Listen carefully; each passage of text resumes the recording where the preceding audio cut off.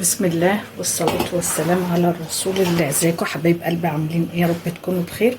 النهارده بقى نعمل مع بعض بقى وصفة جلاش حلو قوي مع بعض. إيه ولا اسهل من كده طريقة، وفي مكون كده مع بعض واحنا بنعمله هقول لكم عليه، يطلع معاكي جميل ومورق، وتطلع معاكي الجلاشة بالشكل الجميل ده الحلو دوت. بسم الله ما شاء الله عليها، بلفة جلاش عملت حاجة حلوة. إيه ما شاء الله عليهم، ما اخدتش مني اي وقت.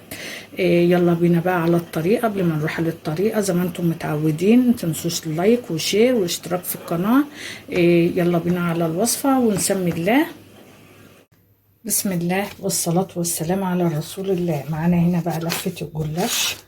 إيه هي لفة الجلاش انا عديتها، هي 10. معايا هنا هم إيه معايا هنا انا هاخد الاول 5 هم. بسم الله الرحمن الرحيم. ادي 1 2 3 5. تمام يا بنات. الاول كده اخد بقى إيه لفة الجلاش دي بالشكل ده كده معانا، ولا هدهنها سمنة ولا اي حاجة. انا معايا هنا ال5 همت. تمام. ومعايا بقى شوية بقى مكسرات. يعني انت حابة تحطي. انا معايا هنا بقى شوية زبيب على جوز الهند، على سوداني. تمام. ابدا بقى انزل بقى بالمكسرات بتاعتي كده، وتحاولي تخليها كده ما تبقاش يعني تبقى في نص الورق كده. تمام. ولا هندهنه سمنه ولا اي حاجه، ولا اسرع من كده. حاجه حلوه تعمليها لو انت عندك عزومه وبتعملي بقى اصناف اكل تانية، فدي اسهل طريقه ليه تعملي بيها حاجة حلوة في نفس الوقت تطلع معاكي حلو بالشكل ده كده. نعمله نلف اللور بالشكل ده كده. معايا بقى القالب بتاعي هنا، انا ده هنا سمنة. ابدا احط فيه بالشكل ده، ولا اسهل من كده حاجة حلوة هتعمليها. تمام. معانا بقية اللفة برضو اهيت 5 برضو، دولت 5 ودولت 5. تمام يا بنات. هنبدأ بقى نحط بقى مكسرات برضو. تمام. نحط الحشوة بتاعتنا بالشكل ده كده، ونقوم لفينها مع بعض كده برضو نفس اللفة التانية. رول حلو كده مع بعض، ولا اسهل من كده طريقة، ولا اسهل من كده حاجة حلوة نعملها مع بعض يا بنات. بسم الله ما شاء الله. نبدأ بقى نقطعها مع بعضنا. بسم الله الرحمن الرحيم. نبدأ كده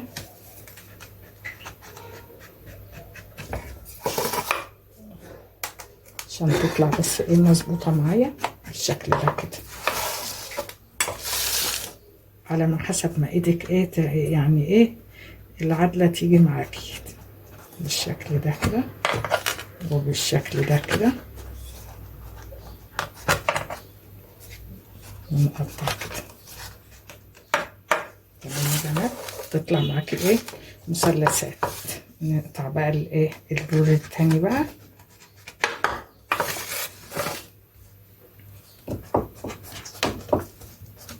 ولازم السكينة تبقى حامية علشان الجلاش ما يتقطعش معاكي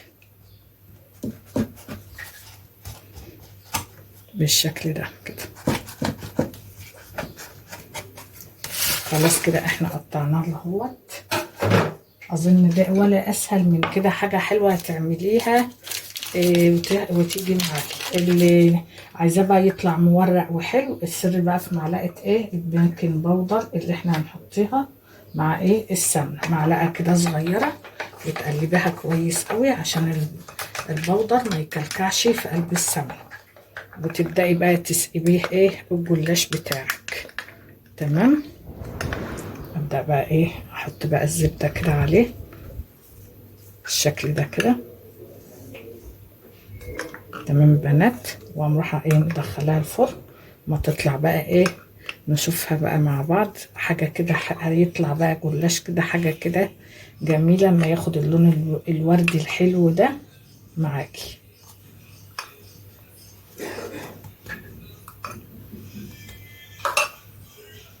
تمام.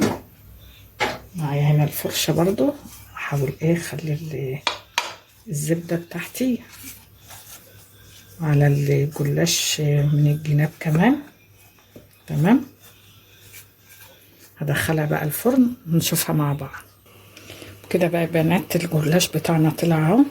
نبدأ بقى ايه نسقيه. طبعا الشربات بارد. بسم الله الرحمن الرحيم. طبعا عارفين ان الشربات بتاع الجلاش والكنافة بيبقى تقيل شوية بنات. تمام، نبدأ بقى نسقي الشربات بتاعه كده بالشكل ده. بسم الله ما شاء الله. لفة جلاش عملنا حاجة حلوة، ولا أسرع من كده عمايل حاجة حلوة. بلفة جلاش هنعمل ايه تبهريهم بايه بالحاجة الحلوة دي. كده بقى يا بنات الجلاش بتاعنا طلع من الفرن اهوت. بسم الله ما شاء الله عليه، جميل قوي.